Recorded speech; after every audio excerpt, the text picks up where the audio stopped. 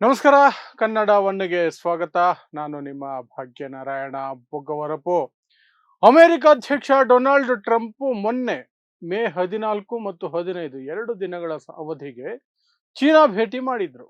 So ಆ ಭೇಟಿ ಇಡೀ ಜಗತ್ತಿನಲ್ಲಿ ಒಂದಷ್ಟು ಕುತೂಹಲ ಕೆರಳಿಸಿತ್ತು ಅಥವಾ ಮೂಡಿಸಿತ್ತು. ಯಾಕೆಂದ್ರೆ ಎರಡು ವಿಚಾರಗಳಿಗಾಗಿ. ಒಂದು, ಜಗತ್ತಿನಲ್ಲಿ ಇವತ್ತು ಸೂಪರ್ ಪವರ್ ಯಾರು ಅನ್ನುವ ರೀತಿಯಲ್ಲಿ ಅದಕ್ಕೆ ಉತ್ತರಗಳು ಸಿಗುವಂತಹ ರೀತಿಯಲ್ಲಿ ಅಲ್ಲೊಂದಷ್ಟು ಬೆಳವಣಿಗೆ ನಡೆಯುತ್ತೆ ಅಂತ ಎಲ್ಲ ನಿರೀಕ್ಷೆ ಮಾಡಿದ್ರು. ಅದರ ಜೊತೆಗೆ ಚೀನಾ ಇರಾನ್ ಯುದ್ಧದ ವಿಚಾರವಾಗಿ ಯಾವ ನಿಲುವನ್ನ ಹೊಂದಿದೆ ಮತ್ತು ಅಮೆರಿಕದ ಮುಖಾಮುಖಿ ಭೇಟಿಯಲ್ಲಿ ಅಮೆರಿಕ ಮತ್ತು ಇರಾನ್ ನಡುವಿನ ಯುದ್ಧದ ಬಗ್ಗೆ ಚೀನಾ ಯಾವ ರೀತಿಯಾದಂತಹ ಪ್ರತಿಕ್ರಿಯೆ ಕೊಡುತ್ತೆ ಅದನ್ನ ನೋಡಬೇಕು ಅಂತ ಇಡೀ ಜಗತ್ತು ಕಾಯ್ತಾ ಇತ್ತು. ಮತ್ತೆ ಎಲ್ಲರೂ ಅನ್ಕೊಂಡಿದ್ದು ಚೀನಾ ಭೇಟಿಯಲ್ಲಿ ಒಂದು ನಿರ್ಣಾಯಕವಾದಂತಹ ಒಂದು ಬೆಳವಣಿಗೆ ಆಗುತ್ತೆ. ಆ ಬೆಳವಣಿಗೆ ಮುಂದಿನ ದಿನಗಳಲ್ಲಿ ಇರಾನ್ ಮತ್ತು ಅಮೆರಿಕ ನಡುವಿನ ಯುದ್ಧಕ್ಕೂ ಸಹ ಸಂಬಂಧಪಟ್ಟಿದ್ದು ಆಗಿರುತ್ತೆ ಅಂತ. ಸೊ ಹಾಗಾದ್ರೆ ಈ ಭೇಟಿಯಲ್ಲಿ, ಟ್ರಂಪ್ ಭೇಟಿಯಲ್ಲಿ ಯಾರು ಮೇಲುಗೈ ಸಾಧಿಸಿದರು ಅದರ ಬಗ್ಗೆ ಒಂದಷ್ಟು ವಿಶ್ಲೇಷಣೆಯನ್ನು ಹೇಳುವಂತಹ ಪ್ರಯತ್ನ ಮಾಡ್ತೀನಿ. ಇದರಲ್ಲಿ ನಾವು ಮುಖ್ಯವಾಗಿ ನೋಡಬೇಕಾದಂಥದ್ದು ಎರಡು ವಿಭಾಗಗಳಾಗಿ ನೋಡಬೇಕಾಗತ್ತೆ. ಒಂದು, ಚೀನಾ ಮತ್ತು ಅಮೆರಿಕ ನಡುವೆ ನಡೆದಂತಹ ಒಪ್ಪಂದಗಳು. ಅದರಲ್ಲೂ ವಿಶೇಷವಾಗಿ ಚೀನಾ ಅಮೆರಿಕಾಗೆ ಎಚ್ಚರಿಕೆ ಕೊಡ್ತಲ್ಲ, ತೈವಾನ್ಗೆ ಶಸ್ತ್ರಾಸ್ತ್ರಗಳನ್ನು ಕೊಟ್ರೆ ಎಚ್ಚರ ಅಂತ. ಅದು ಹೇಗೆ ನಡೀತು ಮತ್ತು ಅದರ ನೆರಳಿನಲ್ಲಿ ಆದಂತಹ ಒಪ್ಪಂದಗಳೇನಿತ್ತು, ಟ್ರೇಡ್ ಡೀಲ್ಸ್, ಅದು ಹೇಗಾಯ್ತು, ಯಾರು ಮೇಲುಗೈ ಸಾಧಿಸಿದ್ರು ಒಂದು ಭಾಗ. ಆದರೆ ಎರಡನೇ ಭಾಗದಲ್ಲಿ ನಾವು ನೋಡೋದು ಇರಾನ್ ವಿಚಾರವಾಗಿ, ಇರಾನ್ ಯುದ್ಧದ ವಿಚಾರವಾಗಿ ಚೈನಾ ಯಾವ ನಿಲುವನ್ನ ಅಮೆರಿಕ ಮುಂದೆ ಮುಖಾಮುಖಿಯಾಗಿ ವ್ಯಕ್ತಪಡಿಸ್ತು ಅನ್ನುವಂಥದ್ದು. ಸೊ ಮೊದಲಿಗೆ ಅಮೆರಿಕ ಭೇಟಿಯಿಂದ ಆರಂಭಿಸೋದಾದರೆ, ಅಮೆರಿಕ ಅಧ್ಯಕ್ಷ ಚೈನಾದ ನೆಲದ ಮೇಲೆ ಕಾಲಿಟ್ಟ ತಕ್ಷಣನೇ ಚೈನಾದ ಅಧಿಕಾರಿಗಳು ಬಂದು ಸ್ವಾಗತ ಮಾಡಿದ್ರು. ಝಿ ಜಿಂಗ್ಪಿಂಗ್ ಬರಲಿಲ್ಲ. ಅಲ್ಲಿಗೆ ಡೊನಾಲ್ಡ್ ಟ್ರಂಪ್ಗೆ ಸ್ಪಷ್ಟವಾಗಿ ಅರ್ಥ ಆಯ್ತು, ಈ ಭೇಟಿ ತುಂಬಾ ಖಾರವಾಗಿರಲಿದೆ. ಝಿ ಜಿಂಗ್ಪಿಂಗ್ ನಾನೇ ದೊಡ್ಡ ಲೀಡರ್ ಅಂತ ತೋರಿಸ್ಕೊಳ್ಳೋ ಪ್ರಯತ್ನ ಮಾಡ್ತಿದ್ದಾರೆ ಅಂತ ಟ್ರಂಪ್ಗೆ ಅರ್ಥ ಆಗಿರುತ್ತೆ, ಅಮೆರಿಕಾಗೂ ಅರ್ಥ ಆಗಿರುತ್ತೆ.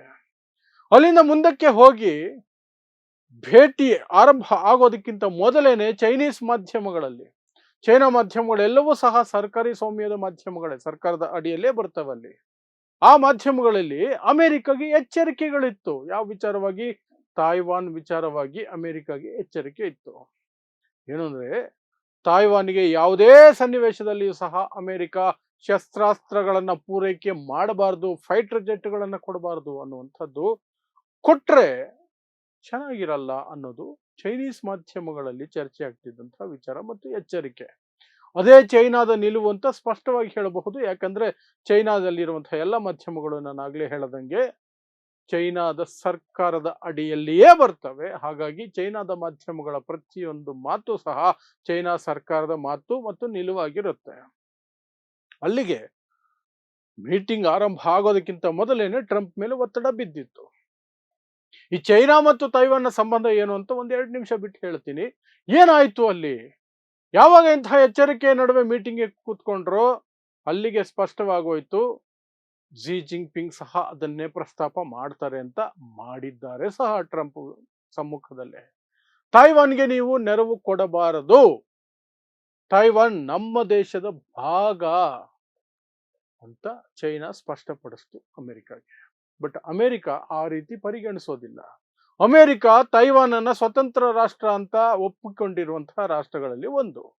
ಏನಿದು ತೈವಾನ್ ಮತ್ತು ಚೈನಾ ನಡುವಿನ ಜಗಳ ಅಥವಾ ಏನವರ ನಡುವಿನ ಸಂಬಂಧ ಅನ್ನೋದಾದರೆ, 1949ರಲ್ಲಿ ಯಾವಾಗ ಚೈನಾದಲ್ಲಿ ಕ್ರಾಂತಿ ಆಯಿತು, ಅಲ್ಲಿ ಒಂದು ರೀತಿಯಾಗಿ ಅಂತರ್ಯುದ್ಧ ಆಗಿ, ಸಿವಿಲ್ ವಾರ್ ಆಗಿ, ಮಾವೋ ಬಂದು ಇಡೀ ಚೈನಾವನ್ನ ತನ್ನ ಆಡಳಿತಕ್ಕೆ ಒಳಪಡಿಸ್ಕೊಂಡ್ರು. ಅಲ್ಲಿದ್ದಂತಹ ಸರ್ಕಾರವನ್ನ ಕಿತ್ತು ಬಿಸಾಕಿದ್ರು.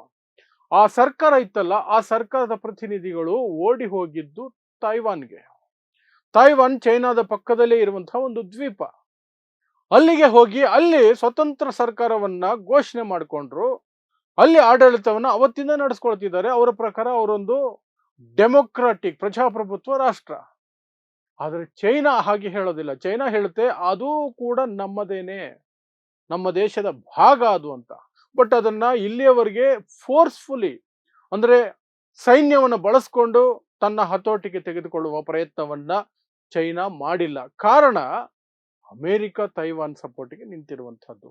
ಯುದ್ಧ ಆದರೆ ಅಮೆರಿಕ ಸಿಕ್ಕಾಪಟ್ಟೆ ಹೆಲ್ಪ್ ಮಾಡುತ್ತೆ ತೈವಾನ್ಗೆ ಅನ್ನೋ ಕಾರಣಕ್ಕಾಗಿ ಬೈ ಫೋರ್ಸ್ ಅದನ್ನ ತನ್ನ ದೇಶದ ಭಾಗ ಮಾಡ್ಕೊಳ್ಳೋದಕ್ಕೆ ಇಲ್ಲಿಯವರೆಗೆ ಚೈನಾ ಪ್ರಯತ್ನ ಮಾಡಿಲ್ಲ. ಬಟ್ ಅದು ತನ್ನ ಮ್ಯಾಪ್ ಅಲ್ಲಾಗ್ಲಿ, ಅಂತಾರಾಷ್ಟ್ರೀಯ ಸಂಬಂಧಗಳಲ್ಲಾಗ್ಲಿ, ಕಾರ್ಯಕ್ರಮಗಳಲ್ಲಾಗ್ಲಿ ಎಲ್ಲ ಕಡೆ ಹೇಳ್ಕೊಳ್ಳೋದು ತೈವಾನ್ ನಮ್ಮ ದೇಶದ ಒಂದು ಭೂಭಾಗ ಅಂತ.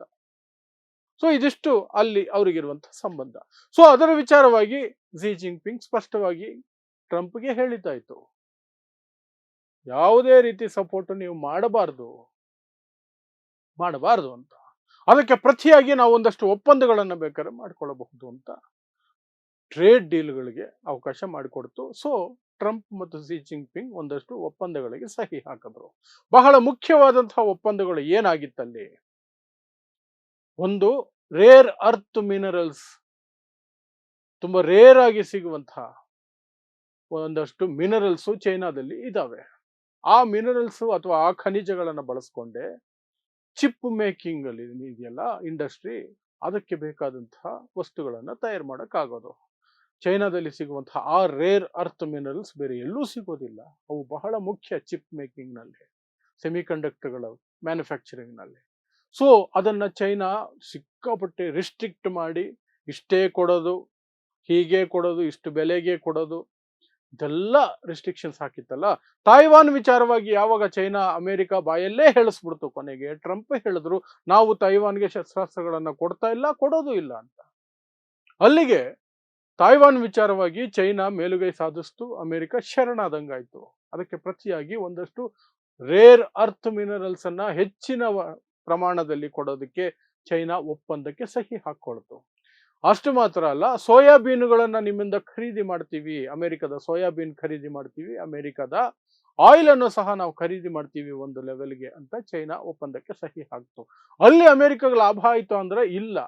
ಅದಕ್ಕೆ ಪ್ರತಿಯಾಗಿ ಅದೇ ಅಗ್ರಿಮೆಂಟ್ ನಲ್ಲಿ ಚೈನಾ ಕಂಡೀಷನ್ಸ್ ಹಾಕೊಳ್ತು, ನಾವು ಏನು ಇಲ್ಲಿಂದ ಕಳಿಸ್ಕೊಡ್ತೀವಿ ಅನ್ನೋ ವಸ್ತುಗಳು ಏನು ನಿಮಗೆ ಬೇಕಾಗಿದೆ ಅನ್ನಿದೆಯಲ್ಲ, ರೇರ್ ಮಿನರಲ್ಸ್, ಅದನ್ನು ಕೊಡ್ತೀವಿ, ನಿಮ್ಮ ಕಡೆಯಿಂದ ಸೋಯಾಬೀನ್ ಕೊಡ್ತೀರಿ, ಆದರೆ ನಮ್ಮ ಮೇಲೆ ಹಾಕಿರುವಂತಹ ಟ್ಯಾಕ್ಸ್ ಇದೆಯಲ್ಲ, ನಮ್ಮಿಂದ ಬರುವ ಬೇರೆ ವಸ್ತುಗಳ ಮೇಲೆ ನೀವು ಹಾಕಿರೋ ಟ್ಯಾಕ್ಸ್ ಇದೆಯಲ್ಲ, ಅದನ್ನ ಕಡಿತಗೊಳಿಸಬೇಕು, ಅವುಗಳ ಮೇಲೆ ಹಾಕಿರುವಂತಹ ನಿಬಂಧನೆಗಳನ್ನ ಸ್ವಲ್ಪ ಕಡಿಮೆ ಮಾಡಬೇಕು, ಆಗ ಮಾತ್ರನೇ ಒಪ್ಪಂದ ಅನ್ನೋ ರೀತಿಯಲ್ಲಿ ಒಂದು ಒಪ್ಪಂದಕ್ಕೆ ಬಂದು ಸಹಿ ಹಾಕಲೇಬೇಕಾಯ್ತು. ಸೊ ಟ್ರೇಡ್ ಡೀಲ್ಗಳು ಏನಾಯ್ತು, ಅದರಲ್ಲಿ ಯಾವುದೇ ರೀತಿಯಿಂದಲೂ ಸಹ ಅಮೆರಿಕ ಯಾವ ಲಾಭವನ್ನು ಹೆಚ್ಚುವರಿಯಾಗಿ ಪಡ್ಕೊಂಡಿಲ್ಲ. ಚೈನಾನೇ ಮೇಲುಗೈ ಸಾಧಿಸ್ತು, ತನಗೇನು ಬೇಕು ಅದನ್ನು ಸಾಧಿಸ್ಕೊಳ್ತು. ಜೊತೆಗೆ ತಾಯ್ವಾನ್ ವಿಚಾರವಾಗಿ ಅಮೆರಿಕವನ್ನ ಒಂದು ರೀತಿ ಮಂಡಿಯೂರಿಸೋದ್ರಲ್ಲಿ ಸಫಲ ಆಯಿತು. ಇನ್ನು ಎರಡನೇ ವಿಚಾರ, ಇರಾನ್ ಯುದ್ಧದ ಕುರಿತಾಗಿ ಚೀನಾದ ನಿಲುವೇನಾಗಿತ್ತು, ಏನು ಮಾತುಕತೆ ಆಯಿತು ಅಂತ. ಯಾಕಂದ್ರೆ ಎಲ್ಲರೂ ನಿರೀಕ್ಷೆ ಮಾಡ್ತಿದ್ದು ಅಲ್ಲಾಗುವ ಮಾತುಕತೆಗಳ ಆಧಾರದ ಮೇಲೆ ಮುಂದಿನ ಬೆಳವಣಿಗೆಗಳಾಗ್ತವೆ ಅಮೆರಿಕ ಮತ್ತು ಇರಾನ್ ನಡುವೆ. ಆ ಯುದ್ಧ ನೆಕ್ಸ್ಟ್ ಲೆವೆಲ್ಗೆ ಹೋಗ್ಬೇಕಾ, ಏನಾಗುತ್ತೆ ಅನ್ನೋದು ಚೀನಾದ ನಿಲುವಿನ ಮೇಲೆ ನಿರ್ಭರ ಆಗಿರುತ್ತೆ ಅನ್ನುವಂಥದ್ದು ಎಲ್ಲರೂ ಅನ್ಕೊಂಡಿದ್ರು. ಸೊ ಆ ವಿಚಾರನೂ ಚರ್ಚೆಗೆ ಬಂತು. ಸೊ ಚೈನಾ ಒಂದು ಸ್ಟೇಟ್ಮೆಂಟ್ ಅನ್ನ ಕೊಡ್ತು ಅಮೆರಿಕದ ಮುಂದೆನೆ, ಹೊರ್ಮುಜ್ ಸ್ಟ್ರೇಟ್ ಅನ್ನ ಸಂಪೂರ್ಣವಾಗಿ ಓಪನ್ ಮಾಡಬೇಕು, ಅದನ್ನ ಬಂದ್ ಮಾಡೋದು ಒಳ್ಳೇದಲ್ಲ, ಇಡೀ ಜಗತ್ತಿಗೆ ಒಳ್ಳೇದಲ್ಲ ಅಂತ ಸ್ಟೇಟ್ಮೆಂಟ್ ಅನ್ನ ಕೊಡ್ತು. ಅದನ್ನು ಹಿಡ್ಕೊಂಡಂತಹ ಅಮೆರಿಕದ ಮಾಧ್ಯಮಗಳು, ಅಮೆರಿಕದ ಎಕ್ಸಿಕ್ಯೂಟಿವ್ಗಳು ಜಂಬ ಕೊಚ್ಕೊಂಡ್ರು. ಏನು ನೋಡಿ, ಚೈನಾನೇ ಹೇಳ್ತಾ ಇದೆ ಇರಾನು ಹೊರ್ಮುಜ್ ಸ್ಟ್ರೇಟ್ ಅನ್ನ ಬಂದ್ ಮಾಡಿಟ್ಟಿರೋದು ಸರಿ ಅಲ್ಲ ಅಂತ. ಆದ್ರೆ ಅದೇ ದಿನ ಕೆಲವೇ ಗಂಟೆಗಳಲ್ಲಿ ಚೈನಾ ಮಾಧ್ಯಮಗಳು ಅದಕ್ಕೊಂದು ಕ್ಲಾರಿಫಿಕೇಶನ್ ಅನ್ನ ಕೊಡ್ತು. ನಾವು ಯಾವತ್ತೂ ಸಹ ಇರಾನ್ ತಪ್ಪು ಮಾಡ್ತಿದೆ ಈ ವಿಚಾರದಲ್ಲಿ ಅಂತ ಮಾತ್ರ ಹೇಳ್ತಾ ಇಲ್ಲ, ಹೊರ್ಮುಜ್ ಸ್ಟ್ರೇಟ್ ಅಲ್ಲಿ ಯಾವುದೇ ನಿರ್ಬಂಧ ಇರಬಾರ್ದು ಅಂತ ನಾವು ಹೇಳ್ತಿದೀವಿ. ಅಂದ್ರೆ ಅಮೆರಿಕದವ್ರದ್ದು ಇರಬಾರ್ದು, ಅಮೆರಿಕ ಸೈನ್ಯನೂ ಹಿಂದಕ್ಕೆ ಹೋಗ್ಬೇಕು ಅನ್ನೋದೇ ನಮ್ಮ ಸ್ಪಷ್ಟ ನಿಲುವು ಅನ್ನೋ ಮೂಲಕ ನಾವು ಬರೀ ಇರಾನ್ಗೆ ಹೇಳಿಲ್ಲ, ಅಮೆರಿಕಗೂ ಸೇರಿಸಿ ಹೇಳಿರೋದು. ಇಬ್ರು ಸೈಡ್ಗೆ ಹೋಗ್ಬೇಕು, ಅಲ್ಲಿ ಸಂಚಾರ ಸುಗಮವಾಗಿ ನಡೀಬೇಕು, ಇಷ್ಟೇ ನಮಗೆ ಬೇಕಾಗಿರೋದು ಅಂತ ಹೇಳಿ ಅಮೆರಿಕದ ಆ ಉತ್ಸಾಹ ಏನಿತ್ತಲ್ಲ ಅದರ ಮೇಲೆ ತಣ್ಣೀರು ಎರಚಿತು. ಅಲ್ಲಿಗೆ ಚೈನಾ ಅಮೆರಿಕ ಪರ ನಿಲ್ಲಲ್ಲ ಅನ್ನೋದು ಸ್ಪಷ್ಟ ಆಗೋಯ್ತು. ನೇರವಾಗಿ ಇರಾನ್ಗೆ ಸಪೋರ್ಟ್ ಮಾಡದೇ ಇದ್ರು ಸಹ ಇಂಡೈರೆಕ್ಟ್ ಆಗಿ ಏನ್ ಸಪೋರ್ಟ್ ಮಾಡ್ತಿದೆಯಲ್ಲ ಅದನ್ನ ಕಂಟಿನ್ಯೂ ಮಾಡ್ತೀನಿ ಅನ್ನುವಂತಹ ಸೂಚನೆಗಳನ್ನು ಸಹ ಅಮೆರಿಕಗೆ ಕೊಟ್ಟಿದ್ದಾಯ್ತು. ಈಗ ಆ ಸೂಚನೆಗಳನ್ನ ಪಡ್ಕೊಂಡು ಈ ಅಗ್ರಿಮೆಂಟ್ಗಳನ್ನ ಮಾಡಿಕೊಂಡು ತಾಯ್ವಾನ್ ವಿಚಾರದಲ್ಲಿ ಶರಣಾಗಿ ಅಮೆರಿಕ ಅಧ್ಯಕ್ಷ ಡೊನಾಲ್ಡ್ ಟ್ರಂಪ್ ವಾಪಸ್ ಅಮೆರಿಕಗೆ ಬಂದರು, ಪೆಚ್ಚು ಮೊರೆ ಹಾಕೊಂಡು ಬಂದರು. ಅಲ್ಲಿಗೆ ಇಡೀ ಜಗತ್ತು ನೋಡಿದ್ದೇನು ಅಂದ್ರೆ, ಚೈನಾ ಇವತ್ತು ಅಮೆರಿಕವನ್ನು ಸಹ ಡಿಕ್ಟೇಟ್ ಮಾಡುವ ಮಟ್ಟಕ್ಕೆ ಅದು ತನ್ನ ಪವರ್ ಅನ್ನ ಬೆಳೆಸ್ಕೊಂಡಿದೆ. ಅಮೆರಿಕ ವಿಧಿ ಇಲ್ಲದೆ ಕೆಲವು ಒಪ್ಪಂದಗಳಿಗೆ ಸಹಿ ಹಾಕಿ ಬಂದಿದೆ. ಇರಾನ್ ಯುದ್ಧದ ವಿಚಾರವಾಗಿ ತನಗೆ ಚೈನಾ ಕಡೆಯಿಂದ ಯಾವ ಆಶ್ವಾಸನೆಯನ್ನು ಸಿಗದ ಹಾಗೆ ಆಗಿದೆ. ತಾಯ್ವಾನ್ ವಿಚಾರದಲ್ಲಿ ಅಮೆರಿಕ ಏನು ಸಾಧಿಸೋಕ್ಕಾಗ್ಲಿಲ್ಲ. ಇಷ್ಟು ವಿಚಾರಗಳು ಚೈನಾ ಮತ್ತು ಅಮೆರಿಕ ನಡುವೆ ಯಾರು ಇವತ್ತಿಗೆ ಸೂಪರ್ ಪವರ್ ಅನ್ನುವ ಚರ್ಚೆ ಏನ್ ನಡೀತಾ ಇತ್ತಲ್ಲ, ಅದರಲ್ಲಿ ಚೈನಾನೇ ಮೇಲುಗೈ ಇದೆ ಅನ್ನುವ ರೀತಿಯಲ್ಲಿ ಈ ಒಪ್ಪಂದಗಳು, ಈ ಬೆಳವಣಿಗೆಗಳಾಗಿದ್ದಾವೆ. ಮುಂದೇನಾಗುತ್ತೆ ಗೊತ್ತಿಲ್ಲ. ಒಟ್ಟಿನಲ್ಲಿ ಸದ್ಯಕ್ಕೆ ಅಮೆರಿಕ ಪ್ರವಾಸ ಏನಿತ್ತಲ್ಲ ಡೊನಾಲ್ಡ್ ಟ್ರಂಪ್ದು, ಅದು ಒಂದು ರೀತಿ ಫೇಲ್ಯೂರ್ ಆಗಿದೆ ಟ್ರಂಪ್ಗೆ ಅನ್ನೋದು ಸ್ಪಷ್ಟವಾಗಿ ಅಲ್ಲಿ ಗೊತ್ತಾಗುತ್ತೆ ಅಷ್ಟೇ. ಸೊ ನೋಡ್ತಾ ಇರಿ ಸಮಾಜಕ್ಕಾಗಿ ಕನ್ನಡ 1 ನ್ಯೂಸ್. ನಮಸ್ಕಾರ.